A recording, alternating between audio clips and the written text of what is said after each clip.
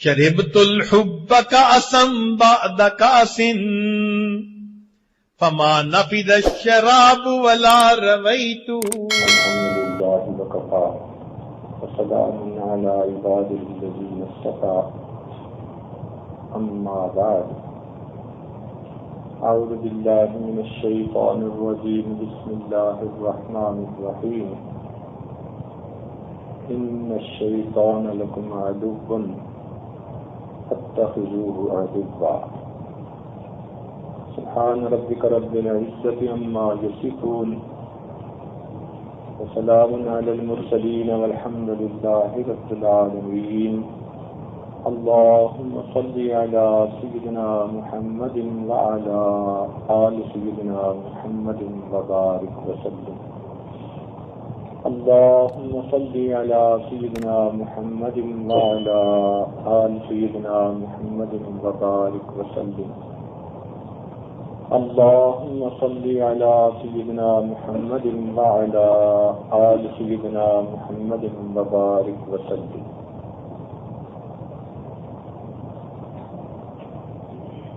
انسان کو اپنے دشمنوں کا پتہ ہو تو یہ ان کے نقصانات سے بچ سکتا ہے. جسمانی دشمن اگر چھپے ہوں تو نقصان دے، اور روحانی دشمن اگر چھپا ہو تو اس سے بھی زیادہ نقصان دے. جان گئی تو انسان موت کے منہ میں چلا جائے گا، اگر روح پر حملہ ہوا تو انسان جہنم کے منہ میں چلا جائے گا. تو پہلا دشمن ہمارا تھا دنیا کی محبت، جو انسان کو اللہ رب العزت سے غافل کر دیتی ہے، دنیا کی لذتوں میں انسان کو الجھا دیتی ہے. یہ دنیا کی محبت کا نشہ کلوروفارم کے نشے کی طرح ہے. کسی کو کلوروفارم سنگھا دو، بے ہوش ہو جاتا، کچھ ہوش نہیں ہوتا، نہ سورج چڑھنے کی پرواہ نہ اترنے کی فکر. یہی حال دنیا کی لذتوں کا. جو ان لذتوں میں پھنس جاتا ہے وہ کسی بھی نہیں سنتا. ماں باپ سمجھائیں، پیر استاد سمجھائیں، دوست سمجھائیں، بیوی سمجھائے، رو رو کے کہے، سنتے ہی نہیں، لگے ہوتے ہیں اپنی مستیوں میں. تو پہلا دشمن دنیا کی محبت، لذات دنیا کی انسان کے اندر خواہش ایسی ہونا کہ اس میں الجھ جانا. دوسرا بڑا دشمن وہ انسان کا شیطان ہے. کیونکہ دشمن کا دوسرا حرف شین ہے، تو شین سے لفظ کون سا بنا؟ شیطان بنا. یہ ہمارا دوسرا بڑا دشمن. ارشاد باری تعالی ہے، ان الشیطان لکم عدو فاتخذوہ عدوا. یہ شیطان تمہارا دشمن ہے، تم بھی اسے دشمن بنا کے رکھو. یہ خدا کا دشمن بھی اور خدا کے بندوں کا دشمن بھی. ایسا بدبخت اور مردود ہے کہ دونوں سے دشمنی کمائی. ہوا کیا تھا؟ قرآن مجید نے اس کی ہسٹری بتا دی. کان من الجن، جنوں میں سے تھا، بڑی عبادت کی، زمین کے چپے چپے پہ سجدے کیے، حتیٰ کہ بڑی اس کو معرفت ملی، بڑی پرواز ملی. اس کا نام طاؤوس الملائکہ پڑ گیا.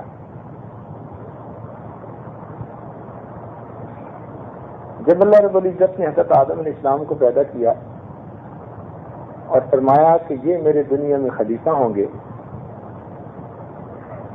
اور پھر فرشتوں کو حکم دیا اسجدوا لآدم، آدم علیہ السلام کو سجدہ کرو،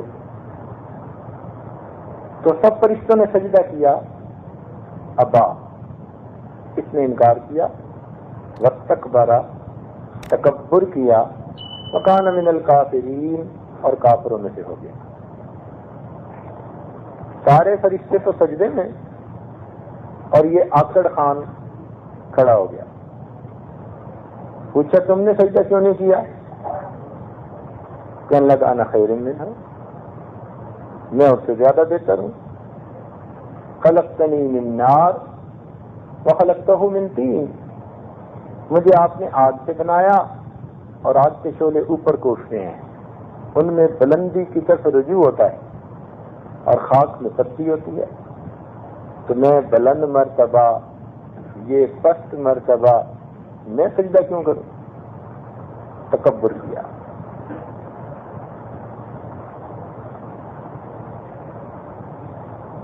اب اس نے دو کام کیے۔ ایک کام تو اس نے اجماع کی مخالفت کی، پوری دنیا میں اجماع کا پہلا مخالف،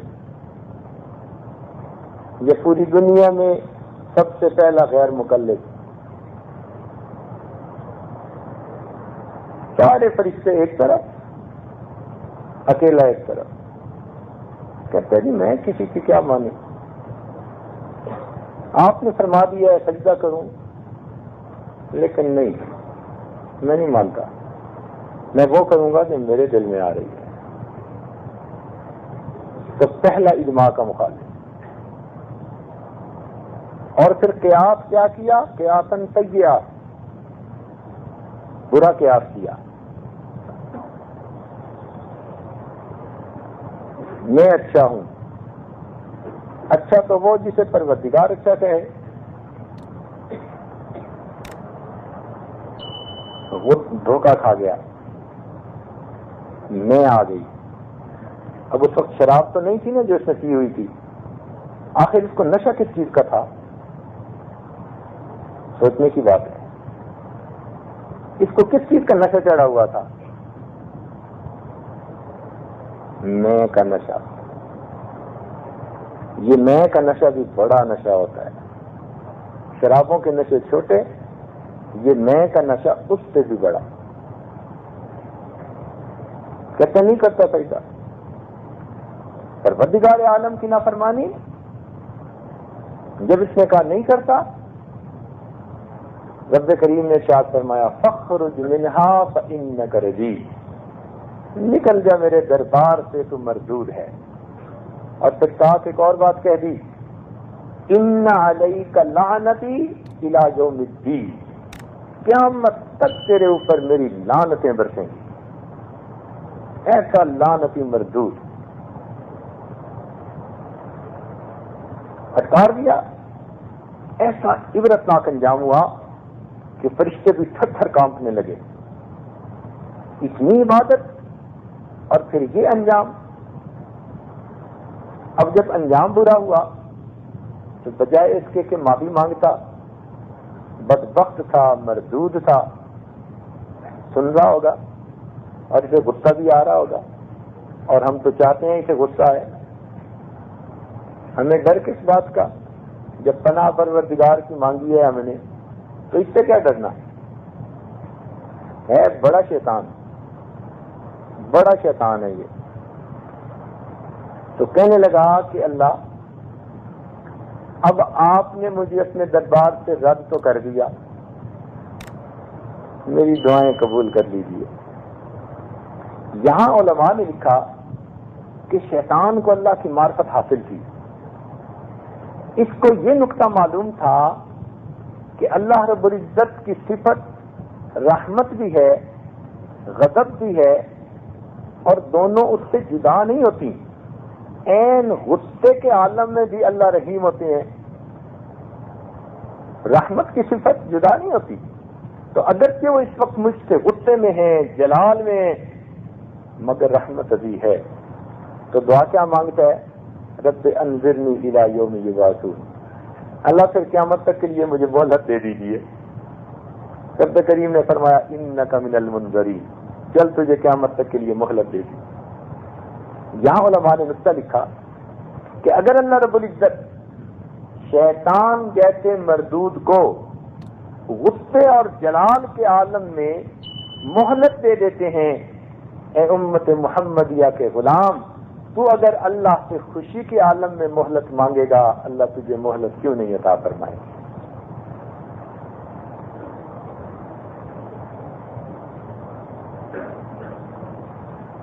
چنانچہ یہ آدم علیہ السلام کا پکا دشمن ہے.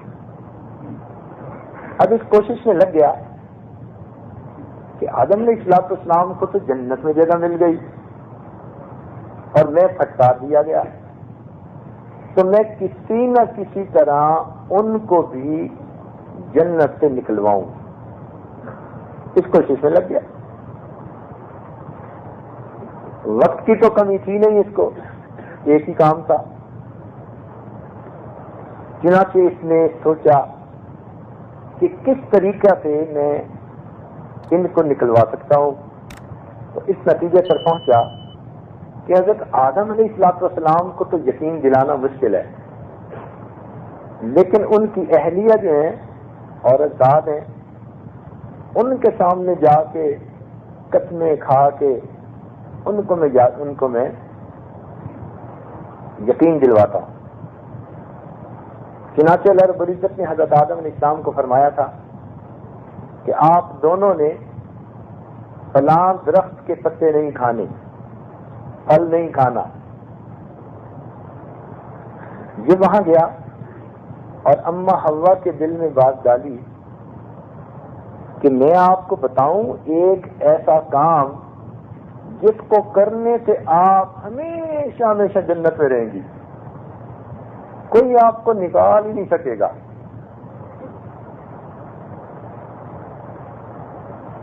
ایسی شائی ملے گی جو کبھی نہیں واپس ہوگی. اب دل میں خواہش تو ہوتی ہے کہ ایسی نعمت ملے جو کبھی چھنے نہ. بار بار ان کے ذہن میں یہ خیال ڈالا. انہوں نے حضرت آدم علیہ السلام سے کہا. آدم علیہ السلام نے کہا نہیں، رب کریم نے ہمیں منع کر دیا، ہم نے نہیں کھانا. تو جب انہوں نے منع کر دیا پیچھے نہیں ہٹا، پھر یہ ایک اور پوائنٹ لے کے آیا. آدم علیہ السلام کے سامنے کہنے لگا کہ بھی آپ کو جو فلاں درخت کے قریب آپ کھڑے تھے نا، اللہ تعالیٰ نے تو اس درخت کا پھل کھانے سے منع کیا تھا، خاص اس درخت کا. ایسے درخت تو کئی ہیں، آپ اس درخت سے مت کھائیں اور کہیں سے کھا لیں. دھوکہ دیکھا، یعنی اس میں تخصیص کر دی، تعمیم نہیں کہ مطلقاً اس کو کھانے سے منع کر دیا ہے. نہیں، جہاں آپ کھڑے تھے اور جس وقت منع کیا تھا تو جو آپ کا پاس والا درخت تھا نا، اس کا پھل کھانے سے منع کیا تھا. اور کتنے دوسرے سے کھا لیجیے. انہوں نے کہا نہیں کھاتے. وقاسمہما، قرآن مجید میں ہے اس نے ان دونوں کے سامنے قسمیں کھائیں. اب قسمیں کھا کے اگر کوئی بات کرے تو دوسرے یقین کر جاتا ہے کہ قسمیں کھا رہا ہے. تو جب اس نے قسم کھائی تو قسم کھانے کی وجہ سے اماں حوا کے دل میں یہ بات آئی کہ ہمیں ہمیشہ ہمیشہ یہاں رہنے کا موقع مل جائے گا، جنت ہے، اللہ کا قرب ہے، ہم اس گھر سے کیوں نکلیں. اب انہوں نے آدم علیہ السلام کو کہنا شروع کیا، اصرار کرنا شروع کر دیا، حتیٰ کہ وہ وقت آیا کہ جب آدم علیہ السلام اور اماں حوا نے ایک درخت کے پھل کو کھا لیا.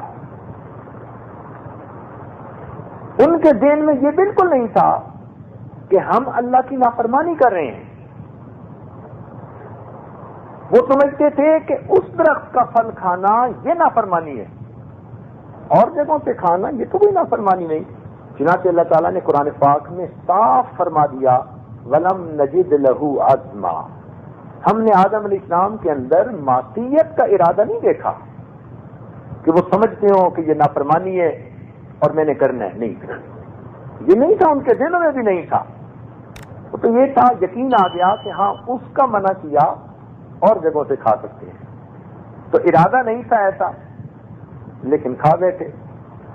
اب جب کھا بیٹھے تو پروردگار عالم نے فرمایا آدم علیہ السلام اب آپ کو اس سے نیچے اترنا پڑے گا۔ چنانچہ ام حوا اور آدم علیہ السلام دونوں کو زمین پر اتار دیا گیا۔ آدم علیہ السلام کو اتارا گیا افریقہ کے ممالک میں، نہیں، آدم علیہ السلام کو اتارا گیا انڈیا کے قریب ایک جگہ ہے سری لنکا، ہاں سری لنکا کی ایک پہاڑی تھی اور بہت سرسبز جگہ تھی، باغات تھے، اس جگہ اتارا گیا، اور اما حوا کو افریقہ کے ممالک میں اتارا گیا، وہ جنگا بنجر تھی، دونوں کو ایک دوسرے کا کچھ نہیں پتا تھا۔ جب زمین پر اترے جدا ہو گئے، پھر روئے، اللہ سے معافیاں مانگی، احادیث میں آتا ہے 300 سال تک روتے رہے، 300 سال تک۔ بالآخر اللہ کی رحمت سے ہوش میں آئی، ادھر سے آدم علیہ السلام چلے سری لنکا سے، ادھر سے اما حوا چلی، دونوں کو نہیں پتا تھا۔ تو جس کو جبل رحمت کہتے ہیں نا، جو عرفات میں ایک پہاڑ ہے، اس کے ایک طرف سے آدم علیہ السلام اوپر چڑھے اور دوسری طرف سے اما حوا چڑھی، اور اوپر ایک جگہ ہے، وہاں پر آ کر دونوں نے ایک دوسرے کو دیکھا اور دونوں کی ملاقات ہوئی، اس لیے اس جبل کا نام جبل رحمت ہے۔ اللہ تعالیٰ نے اس جگہ پر حضرت آدم علیہ السلام اور اما حوا ان کی توبہ کو قبول فرما لیا تھا۔ تو جب توبہ قبول ہو گئی تو بہت خوشی ہوئی، پھر اس کے بعد وہ چلے اللہ تعالیٰ کے گھر کی طرف، اللہ تعالیٰ نے ان کو ذہن میں ڈالا کہ فلاں جگہ پہنچے، تو پھر عرفات سے یہ جب مکہ مکرمہ کی طرف چلے تو رات ان کو آئی مزدلفہ میں، مزدلفہ چادر کو کہتے ہیں۔ اس وقت ان کے پاس ایک بڑی چادر تھی اور دونوں میاں بیوی ایک لحاف کے اندر سوئے تھے، تو اس سے اس جگہ کا نام مزدلفہ پڑ گیا۔ پھر خیر حضرت آدم علیہ السلام نے اللہ کا گھر بنایا، تو ادھر ہی اما حوا کی وفات ہوئی، جس جگہ پر ان کی وفات ہوئی اس شہر کا نام جدہ پڑ گیا۔ یہ جدتن جو ہے نا، یہ دادی کو کہتے ہیں، اس لیے جدہ شہر میں اما حوا کی قبر اس وقت بھی موجود ہے، انہوں نے پریزرو کی ہوئی ہے۔ تاہم بتانے کا مقصد یہ تھا کہ یہ ہمارا بھی دشمن اور ہمارے باپ دادا کا بھی دشمن، خاندانی دشمنی ہے، اس سے پکی دشمنی۔ اور ایک بات اور بھی نکلی کہ شیطان نے پہلے آدم علیہ السلام کو نہیں کہا، اس کو پتا تھا کہ میری بات پہ یہ نہیں آئیں گے، اما حوا کو کہا۔ عورت کے اندر یہ کمزوری ہے، یہ بیچاری پھسلتی بھی جلدی ہے اور پھسلاتی بھی جلدی ہے۔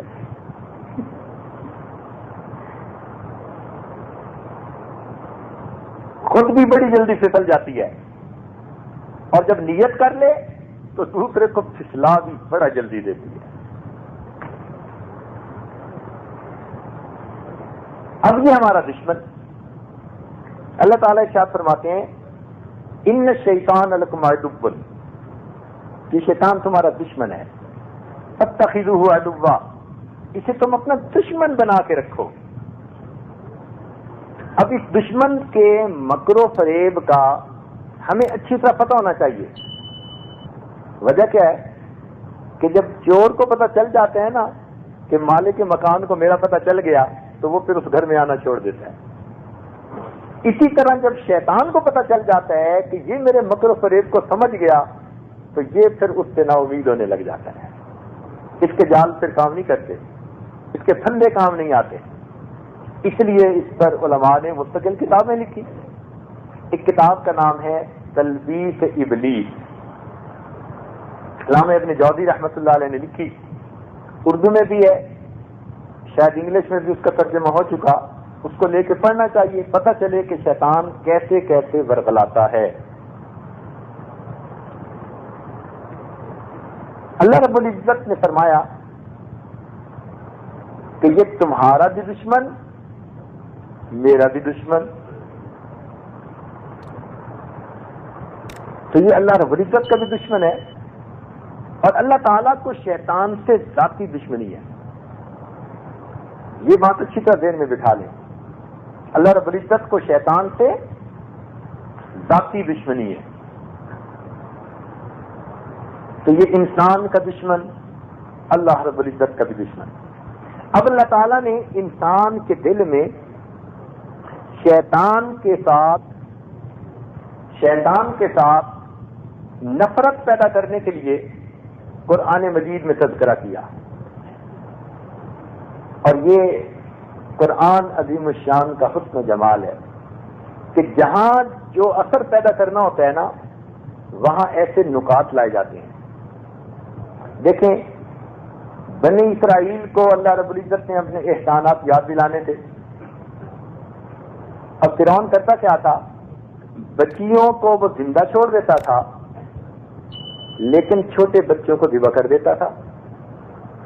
تو چھوٹی بچیوں کو زندہ چھوڑ دیتا اور چھوٹے بچوں کو ذبح کر دیتا.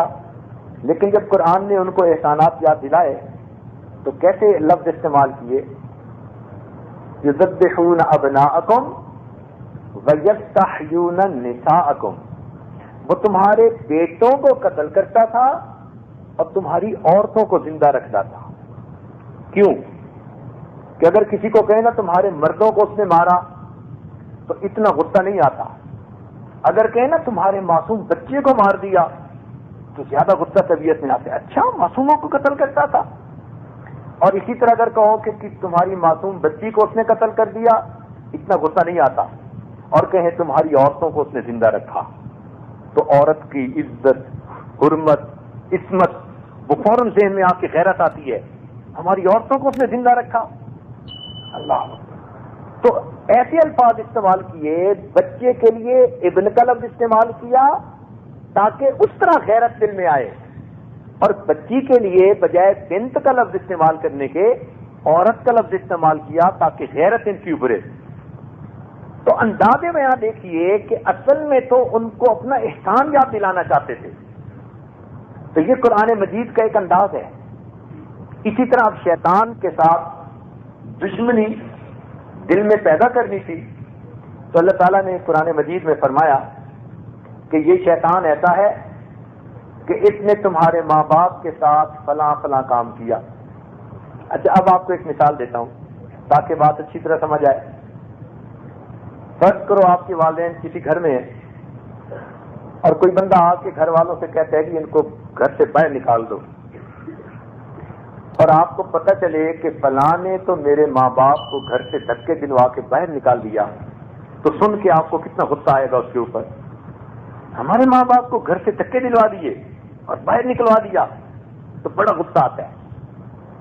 اور اس سے بھی زیادہ غصہ اس بات پہ آتا ہے کہ اگر کسی کے ماں باپ کو کوئی پکڑے تو کوئی بندہ آ کر کہے کہ ان کو تم بے لباس کر دو، ان کے جسم سے لباس اتار دو. اب اگر کسی کو بتایا جائے کہ بھئی آپ کے ماں باپ کو دشمن نے پکڑا تو تھا لیکن اس نے مشورہ دیا تھا کہ لباس اتار دو، تو کتنا غصہ آتا ہے اس کے بارے میں. اللہ رب العزت نے قرآن پاک میں یہ دونوں باتیں بتلا دی. فرمایا یہ شیطان تمہارا دشمن ہے، کما اخرج ابویکم من الجنہ، اس نے تمہارے ماں باپ کو جنت سے نکلوایا کہ جو غصہ طبیعت میں آئے. اور پھر دوسری جگہ فرمایا ینزع عنہما لباسہما، اس نے تمہارے ماں باپ دونوں سے لباس کو اتروا دیا تھا.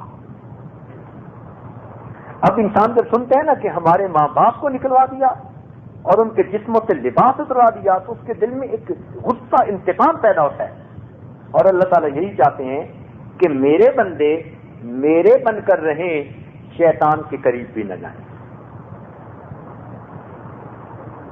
لہذا اللہ رب العزت کو شیطان سے ذاتی عداوت ہے. جب کسی سے ذاتی عداوت ہو نا تو پھر بندہ ذرا اپنا ذاتی ٹچ رکھتا ہے اس کے ساتھ. اللہ تعالیٰ نے جو پناہ مانگنے کے لیے تعوذ ہمیں بتایا اس میں صفاتی نام استعمال نہیں کیے. تسمیہ جسے ہم بسم اللہ کہتے ہیں اس میں صفاتی نام استعمال فرمائے. بسم اللہ الرحمن الرحیم.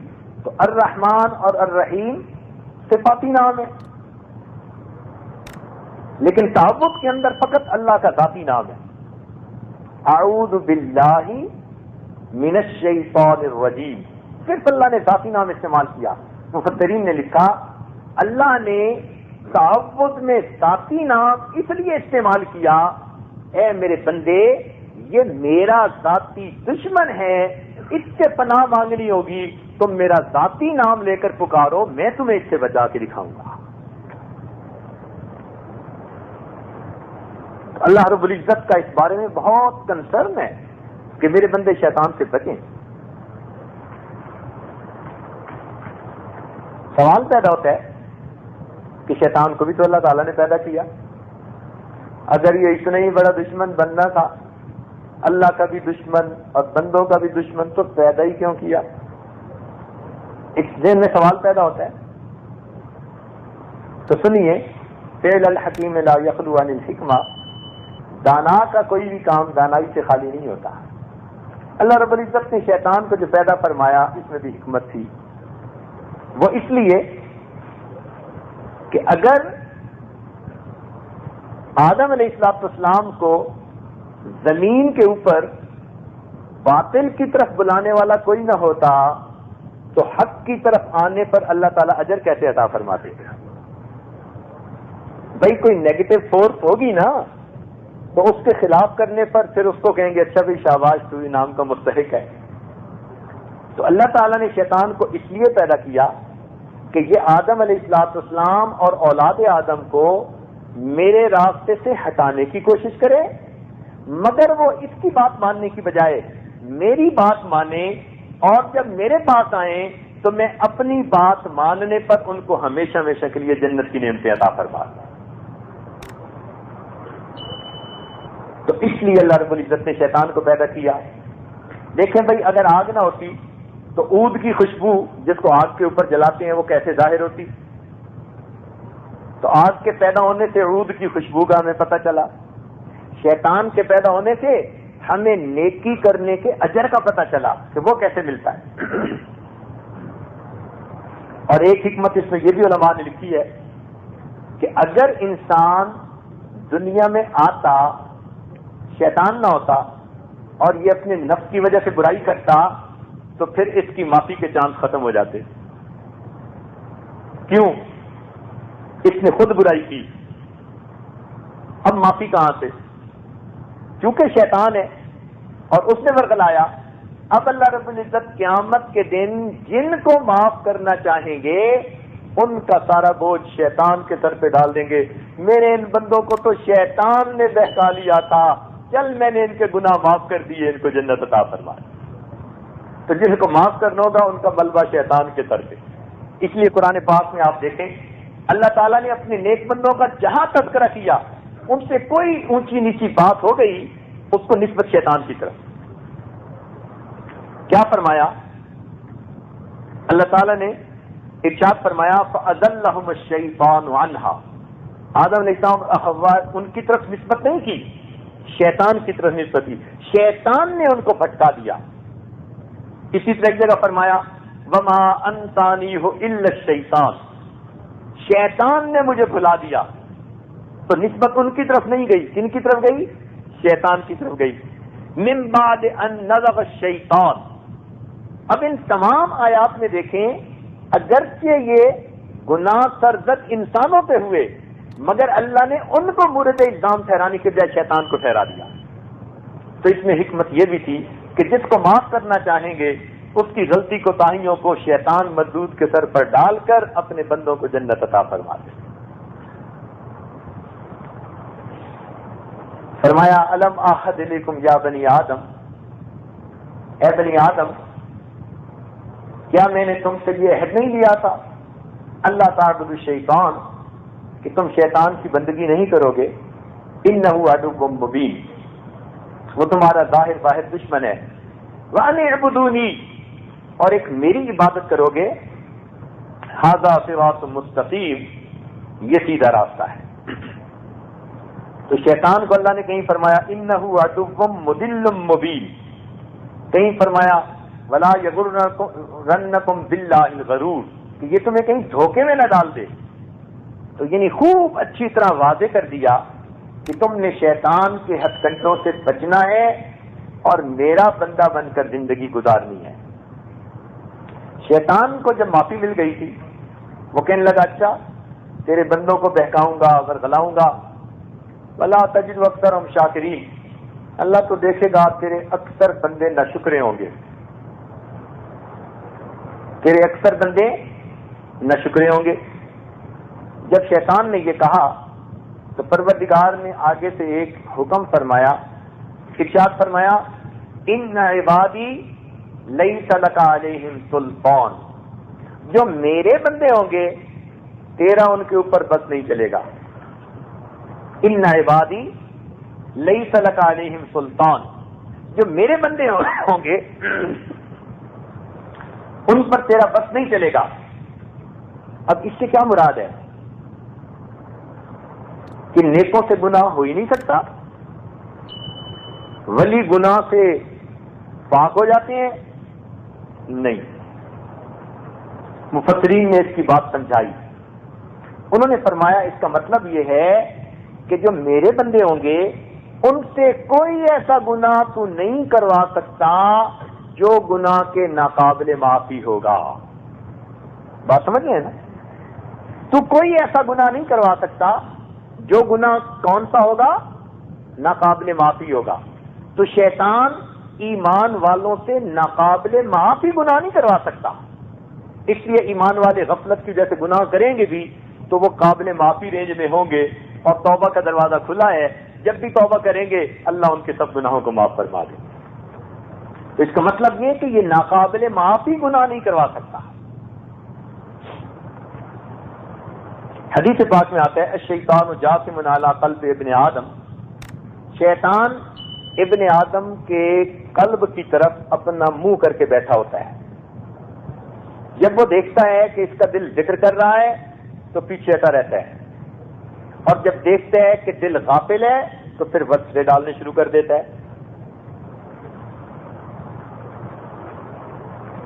اس لیے شیطان کی کوشش ہوتی ہے کہ جیسے ہی بندہ غافل ہو یہ اس کو نیکی سے برائی میں لگا دے. ساتھ میں بیٹھا ہوتا ہے ہر وقت.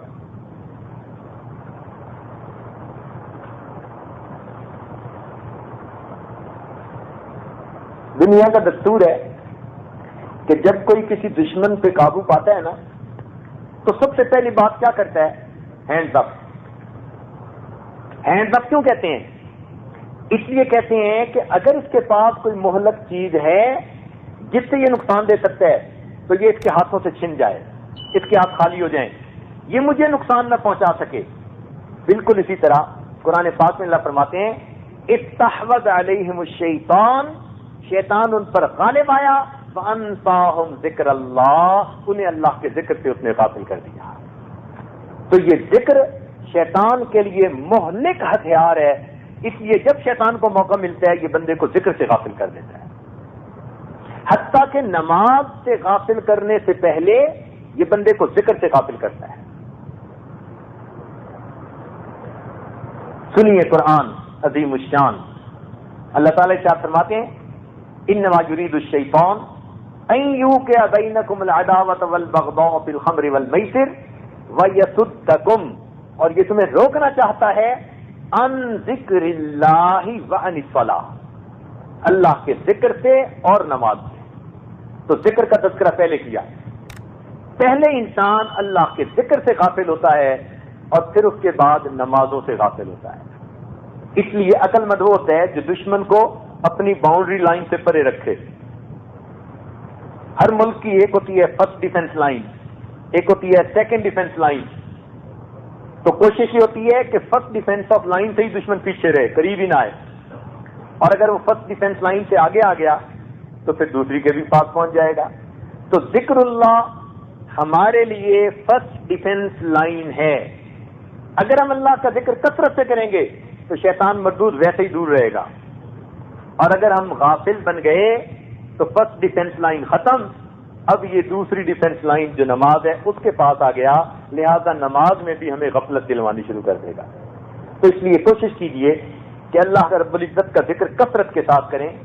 اس ذکر کی وجہ سے انسان شیطان کے مکر و فریب سے بچ جاتا ہے، اور اس کی دلیل قرآن مجید سے اللہ تعالیٰ ارشاد فرماتے ہیں، ان الذین اتقوا، بے شک میرے جو بندے متقی ہیں، اذا مسهم طائف من الشیطان تذکروا، جب ان پر شیطان کی ایک پلٹن حملہ آور ہوتی ہے، وہ اللہ کا ذکر کرتے ہیں، فاذا هم مبصرون، اللہ تعالیٰ ان کو شیطان کے کنڈوں سے بچا لیتے ہیں۔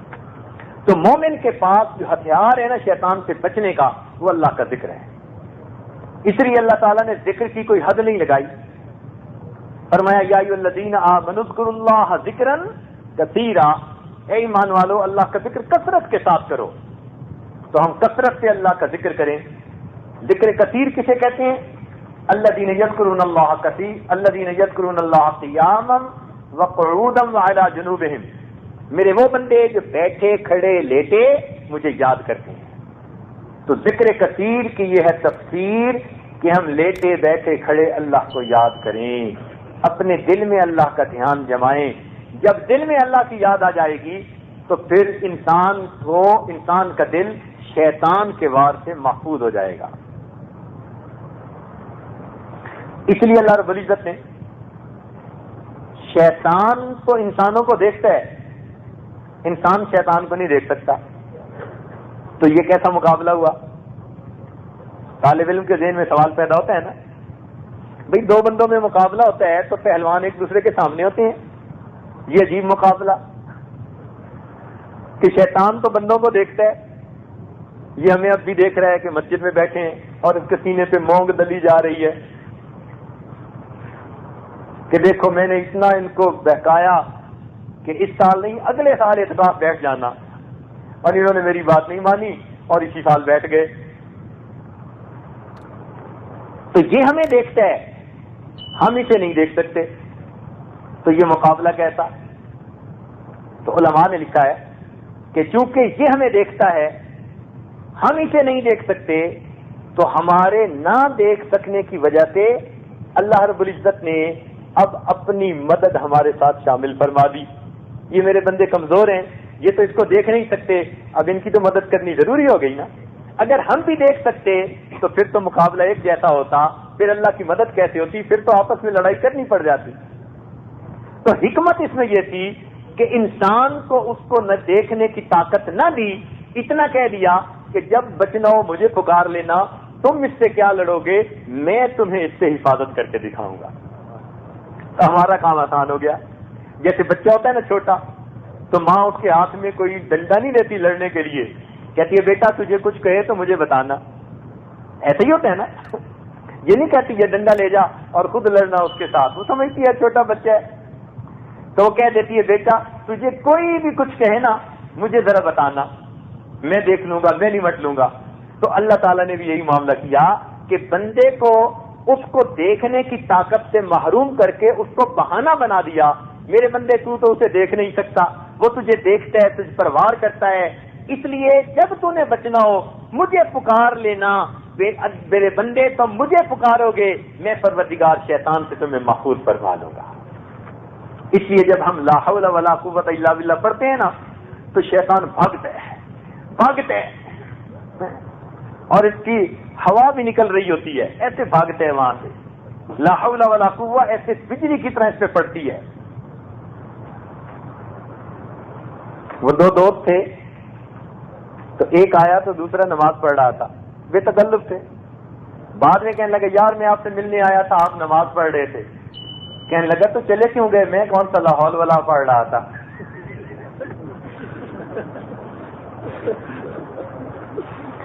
تو یہ لاہور سے بھاگتا ہے۔ اس لیے ہمیں چاہیے کہ ہم اکثر جب بھی گناہ کا وسوسہ ذہن میں آئے لا حول ولا قوت الا باللہ پڑھیں، اللہ کو یاد کریں۔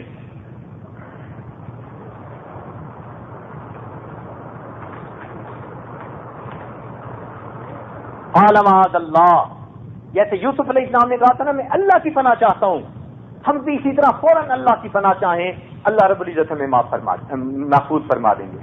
تو اس لیے شیطان سے بچنے کا آسان گر یہ ہے، ذہن میں وسوسہ آئے اس وسوسے کو جمنے نہ دیں.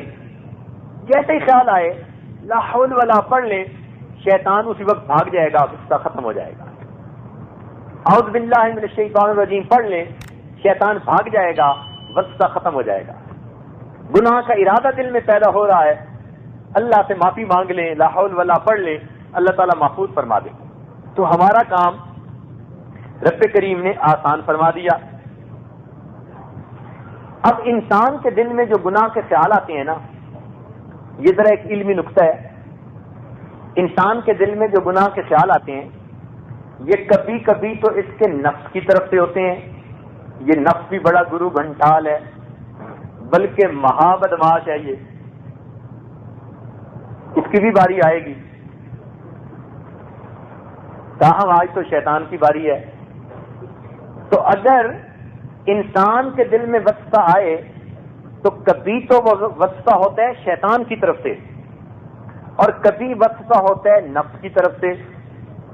اب بندے کو کیسے پتہ چلے کہ یہ وسوسہ شیطان کی طرف سے ہے یا وسوسہ نفس کی طرف سے ہے؟ تو اس کا آسان طریقہ کہ اگر کوئی وسوسہ ذہن میں آئے اور انسان لا حول پڑھ لے، اللہ کے سامنے تعوذ پڑھ لے، تو اگر شیطانی وسوسہ ہوگا تو وہ فوراً رخصت ہو جائے گا. اس کو پڑھنے کے باوجود اگر گناہ کا خیال رہے، سمجھ لے شیطان کی طرف سے نہیں، یہ اندر کے نفس کی وجہ سے ہے. تو اس طرح انسان فرق کر سکتا ہے کہ یہ وسوسہ کس کی طرف سے آ رہا ہے. شیطان کے ہتھ کنڈے تو بہت ہیں. انشاءاللہ عشاء کی محفل میں مستقل اس کے بارے میں بتائیں گے کہ 7-8 کون کون سے طریقے ہیں جن سے شیطان بہکاتا ہے.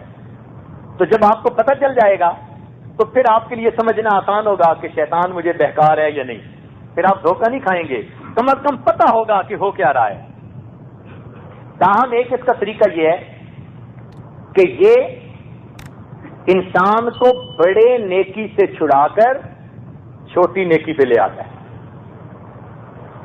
بڑی نیکی کا کام چھڑوا کر چھوٹی نیکی کا کام کرواتا ہے. مثلا اس کو ادھر 1 لاکھ نیکیاں ملنی تھی اور ادھر 100 ملنی تھی، تو کہتے ہیں 100 والی میں ہی لگے رہو، لاکھ والی نہ کرو، تمہیں زیادہ فائدہ دو. چنانچہ ایک بزرگ کے بارے میں آتا ہے، ایک رات ان کی تہجد قضا ہو گئی. اب جب قضا ہو گئی، تھکے ہوئے تھے، سارا دن جہاد کیا تھا، بڑا روئے. صبح اتنا روئے اللہ سے، بہت ہی گڑ گڑا کر معافیاں مانگی کہ میری آج تہجد قضا ہو گئی. کچھ دنوں کے بعد پھر سوئے ہوئے تھے اور اس دن پھر جہاد کی وجہ سے تھک گئے تھے، بہت تھکاوٹ تھی اور تہجد کے قضا ہونے کا وقت قریب تھا. کیا دیکھتے ہیں کہ ایک آیا کوئی آدمی اور اس نے ان کو پکڑ کے جگایا، اٹھیں جلدی سے نماز پڑھ لیں، تہجد جا رہی ہے. تو وہ اٹھ تو بیٹھے، کہنے لگے اچھا پڑھتا ہوں، مگر تو میرا بڑا خیر خواہ کہ آج میری تہجد قضا ہو رہی ہے اور آپ نے آ کے جگا دیا کہ اٹھیں تہجد پڑھیں. بھائی بڑی مہربانی آپ کی. تو کون ہے؟ کہنے لگا شیطان ہوں. انہوں نے کہا بھائی شیطان تو کسی کو تہجد کے لیے نہیں جگاتا، آپ نے مجھے کیسے جگایا؟ آپ تو نہیں کسی کا بھلا چاہتے؟ کہنے لگا بھلا آج بھی نہیں چاہ رہا، بھلا آج بھی نہیں چاہ رہا. بھائی تہجد کے لیے جگایا ہے اور کہتے ہیں بھلا نہیں چاہ رہا. کہنے لگے وجہ یہ تھی کہ وہ جو پہلے قضا ہوئی تھی نا، تو آپ اتنا روئے تھے کہ آپ کو اس رونے پر اتنا اجر ملا، سالوں کی تہجد پہ بھی اتنا اجر نہیں مل سکتا. آج پھر سو گئے تھے، میں نے کہا پھر روئیں گے پھر زیادہ اجر پائیں گے، تو بہتر ہے جگا ہی دو، 1 رات کا اجر مل جائے ان کو. تو یہ بڑا شیطان. ایک بزرگ سوئے ہوئے تھے دیوار کے ساتھ ہی چارپائی بچھا کے، آیا اور جگاتے ہیں. ان کو کیا ہوا؟ کہتے کہ دیوار گرنے والی ہے، ایک طرف ہٹ جا. اب وہ جلدی میں جب انہوں نے سنا تو ایک طرف ہٹ گئے، جیسے ہی ایک طرف ہٹے دیوار اوپر گر گئی. وہ کہنے لگے بھائی تیرا خیر ہو، تیری خیر ہو، تو کتنا میرا خیر خواہ. کون ہے تو؟ کہتا ہے شیطان ہوں. اس نے کہا شیطان تو خیر خائی کوئی نہیں کرتا. کہنے لگا خیر خائی اب بھی کوئی نہیں کی. ان کو مجھے بچا لیا. کہتے ہیں یہی تو فن تھا. اگر آپ وہیں لیٹے رہتے اور دیوار گرتی تو اچانک دیوار گرنے سے جو بندہ مرتا ہے قیامت کے دن اس کو شہیدوں میں شامل کیا جاتا ہے. میں نے تجھے جگا دیا, شہادت کا رتبہ نہ ملے, اب موت آئے گی تو اپنی فطری موت آئے گی.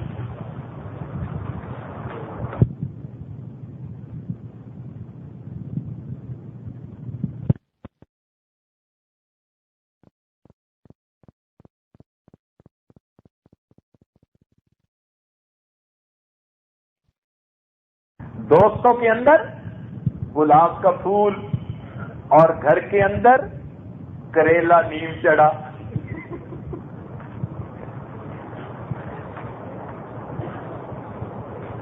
نوجوان آ کے کہتے ہیں اگر پتہ نہیں بس گھر آتے ہیں تو دماغ گرم رہتا ہے. وہ شیطان گرم کر رہا ہوتا ہے. وہ میاں بیوی کے درمیان الجھنیں پیدا کرنا چاہتا ہے. تو شیطان پتہ کیا کرتا ہے کہ پہلے میاں بیوی کے درمیان جھگڑے کروا کے خامد کے منہ سے طلاق کے الفاظ کہلوائے گا, اور طلاق کے الفاظ کہنے کے بعد پھر کہے گا یار وہ تو میں نے ایسے غصے میں کہہ دیے تھے. اب بغیر کسی کو بتائے میاں بیوی پھر آپس میں رہنا شروع کر دیں گے. میاں بیوی آپس میں رہنا شروع کر دیں گے, اور جتنا رہیں گے اتنی زندگی ان کو زنا کا گناہ ملے گا.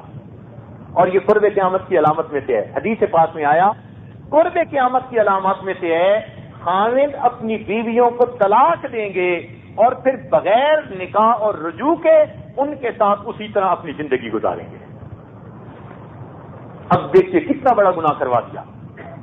اور ڈر کے مارے نہ بیوی بتاتی ہے کہ کیا ہوا, نہ خامد کہتا ہے کسی کو کیا ہوا. میاں بیوی راضی تو کیا کرے گا قاضی. زندگی گزر رہی ہوتی ہے. یہ ایسے کلیدی گناہ کرواتا ہے. ایک مرتبہ ایک آدمی نے شیطان کو دیکھا.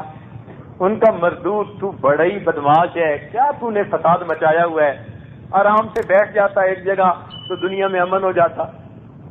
کہنے لگا کہ میں کیا کرتا ہوں, میں تو کچھ نہیں کرتا. کہ تو ہی تو ساری بربادی کرتا ہے. کہتا میں تو انگلی لگاتا ہوں اور کچھ ہی نہیں کرتا. کیا مطلب؟ کہنے لگا بھی دیکھنا. چنانچہ حلوائی کی دکان تھی, اس نے اس میں شیرہ پڑا ہوا تھا, وہ انگلی پہ لگایا اور وہ شیرہ دیوار کے اوپر لگا دیا. اب وہ جو شیرہ دیوار پر لگا دیا تو اس کے اوپر مکھی آئی. جیسے ہی مکھی آ کے بیٹھی, مکھی کو کھانے کے لیے ایک چھپکلی آ گئی. اب وہ جو بندہ کام کر رہا تھا, اس کام کرنے والے نے چھپکلی کو دیکھا تو اس نے جوتا اٹھا کے مارا. اب وہ جوتا دیوار سے لگ کے حلوائی کی مٹھائی میں پڑا تو حلوائی اٹھ کھڑا, اے تو نے جوتا میری مٹھائی میں مارا. اب وہ الجھنے لگ گئے. ادھر سے اس کے دوست آ گئے, ادھر سے اس کے دوست. ایسا جھگڑا مچا کے کوئی حد نہیں.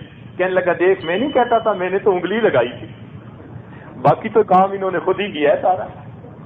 تو یہ ایسے ہی کرتا ہے, ٹریگر کرتا ہے بندے کو, اور پھر آگے بندے کا نفس سارے کام خود کر رہا ہوتا ہے. اس لیے مومن کے چاہیے اپنے اندر صبر پیدا کرے, تدبر, تحمل, بردباری پیدا کرے, اور چھوٹی چھوٹی باتوں پہ ٹریگر ہونے کی ضرورت نہیں ہے, فوراً غصے میں آنے کی ضرورت نہیں ہے. اپنے آپ کو ہولڈ کرنا سیکھے. شیطان نے کہا کہ جب کوئی انسان غصے میں ہوتا ہے میں اس کی رگوں کے اندر خون کی طرح دوڑتا ہوں. اور ایک جگہ کہا کہ جو انسان غصے میں ہوتا ہے میں اس کے ساتھ اس طرح کھیلتا ہوں جیسے کوئی بچہ گیند کے ساتھ کھیل رہا ہوتا ہے. اور آج کل کے نوجوانوں کی بیماری یہی ہے, غصہ برداشت ہی نہیں ہوتا ان بیچاروں سے, اور ان کو نہیں پتا کہ غصے میں شیطان ہم سے کیا کیا کروا جاتا ہے.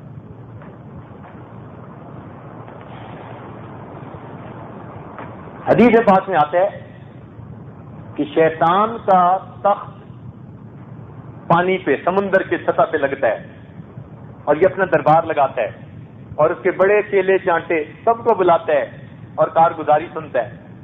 کیا کیا کیا کیا. ان میں سے ایک کہتا ہے میں نے یہ کیا یہ کیا یہ کیا. ایک کہتے ہیں میں نے میاں بیوی میں طلاق دلوا دی. کہتا ہے ویل ڈن, تو نے بہت اچھا کام کیا. اس کو اپنے قریب بٹھا لیتا ہے. کہتے اور کوئی بڑا کام بتاؤ جس نے کیا ہو. سب بتا لیتے ہیں. ایک چھوٹا سا چتونگڑا ہوتا ہے، چھوٹا سا، وہ ایک طرف بیٹھا ہوا ہوتا ہے. کہتے ہیں تم نے نہیں بتایا کیا کیا؟ کہتے میں نے تو چھوٹا سا کام کیا. کہنے لگا وہ کون سا؟ کہنے لگا بس ایک طالب علم گھر سے نکلا تھا، ماں نے بھیجا تھا پڑھنے کے لیے جاؤ، اور میں نے اس کے دل میں بات ڈالی، پڑھنے کیا جانے، چلو فلاں گراؤنڈ میں چل کے کھیلتے ہیں. تو وہ مکتب جانے کے بجائے کھیلنے میں لگ گیا اور وہاں وقت گزار کے واپس چلا گیا. میں نے اسے پڑھنے سے ہٹا دیا. شیطان کہتے او تو نے پڑھنے سے ہٹایا، تو نے وہ کام کیا جو کسی دوسرے نے نہیں کیا. چنانچہ شیطان اس بندے کو انعام کا تاج پہنا دیتا ہے. تو علم سے روکنا یہ شیطان کے نزدیک سب سے بڑا کام، کیونکہ اس کو پتہ ہے اگر اس کو علم حاصل ہو گیا تو یہ پھر میرے ہتھ کنڈوں سے بچ جائے گا. اس لیے جو لوگ علم حاصل کرتے ہیں اور نیکی کی زندگی گزارتے ہیں اللہ رب العزت کی حفاظت میں ہوتے ہیں. سیدہ صدیقہ رضی اللہ عنہا کی روایت ہے، نبی علیہ السلام نے ارشاد فرمایا ہر انسان کے ساتھ ایک شیطان ہوتا ہے. سیدہ صدیقہ رضی اللہ عنہا نے پوچھا اللہ کے نبی آپ کے ساتھ بھی؟ تو نبی علیہ السلام نے فرمایا ہاں میرے ساتھ بھی، لیکن میرا شیطان مسلمان ہو گیا ہے. اللہ کرے کہ ہمارے والا بھی مسلمان ہو جائے. دعا مانگا کریں. اللہ اکبر. حدیث پاک میں آتے ہیں، سنیے اور ذرا دل کے کانوں سے سنیے تاکہ اس کے بعد پھر ہم دعا کریں. اللہ تعالیٰ فرماتے ہیں یا ابن آدم ما انصفتنی، اے ابن آدم تو نے میرے ساتھ انصاف نہیں کیا. حدیث قدسی اللہ تعالیٰ فرماتے ہیں اے ابن آدم تو نے میرے ساتھ انصاف نہیں کیا. وہ کیوں؟ اے ابن آدم شیطان تمہارا دشمن تھا، میں نے تمہارے دشمن کو جنت سے جو تمہارا گھر تھا میں نے باہر پھٹکار دیا، نکال دیا، لیکن یہ شیطان میرا دشمن ہے، تم اسے میرے گھر یعنی اپنے دل سے باہر کیوں نہیں نکالتے؟ تم نے میرے ساتھ انصاف نہیں کیا. یہ تمہارا دشمن تھا، میں نے اسے تمہارے گھر جنت سے دستار کے نکال دیا، اور یہ میرا دشمن ہے، تم اسے میرے گھر یعنی اپنے دل سے نہیں نکالتے. تو ہمیں چاہیے ہم شیطان کو اللہ کے گھر سے دھکیل دیں، نکال دیں. اب یہاں ایک اشکال پیدا ہوتا ہے، طالب علم کے ذہن میں خیال آتا ہے کہ بھئی اللہ تعالیٰ کا گھر ہے اور اللہ تعالیٰ یہاں آتے ہیں دل میں اور چاہتے ہیں کہ شیطان نکل جائے تو اللہ تعالیٰ خود ہی نکال دے. ذہن میں سوال پیدا ہوتا ہے نا کہ اگر اتنا چاہتے ہیں کہ یہ نکل جائے تو خود ہی نکال دیں. تو علماء نے اس کا جواب لکھا، وہ فرماتے ہیں کہ انسان تیری حیثیت میزبان کی سی ہے اور پروردگار کی حیثیت مہمان کی سی ہے، اور گھر کی صفائی میزبان کے ذمے ہوتی ہے، مہمان کے ذمے نہیں ہوا کرتی. اس لیے دل کو صاف کرنا ہماری ذمہ داری ہے. اس دل کو ہم نے صاف کرنا ہے لا الہ الا اللہ کی ضربوں سے، اللہ اللہ سے. تو جب یہ دل صاف ہو جائے گا تو پھر اللہ رب العزت انسان کے قلب پر تجلیات عطا فرما دیں گے. اللہ رب العزت ہمیں شیطان کے ہتھکنڈوں سے محفوظ فرما دے. انشاءاللہ بقیہ کے عنوان اگلی محفل کے اندر پورا کیا جائے گا اور اس کی تفصیل آپ کے سامنے کھولی جائے گی کہ یہ کس طرح سے شیطان انسان کو برباد کرتا ہے تاکہ آپ لوگ اس کے ہتھکنڈوں سے بچ سکیں. رب کریم ہم سب کو اس کے ہتھکنڈوں سے محفوظ فرما دے. وآخر دعوانا ان الحمد للہ رب العالمین.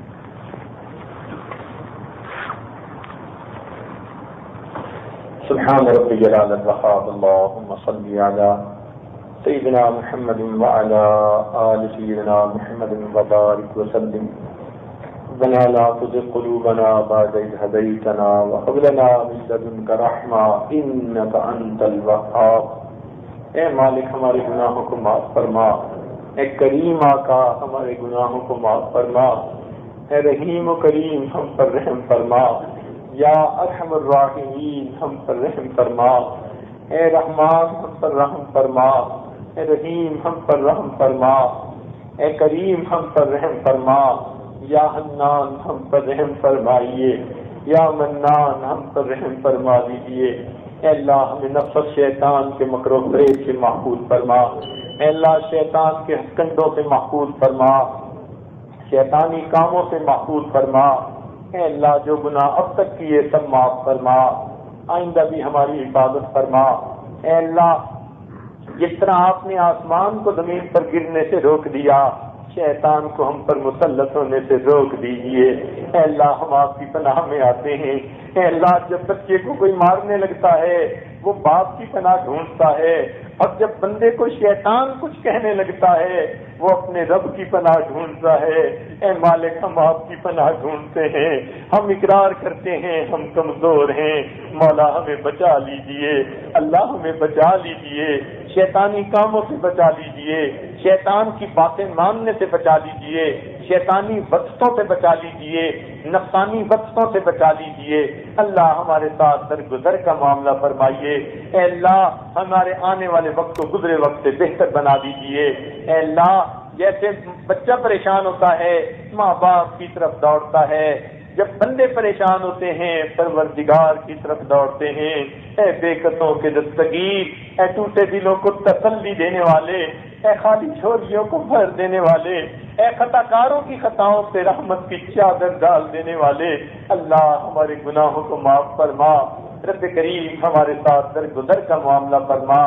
رب کریم ہماری ان دعاؤں کو اپنی رحمت سے قبول فرما۔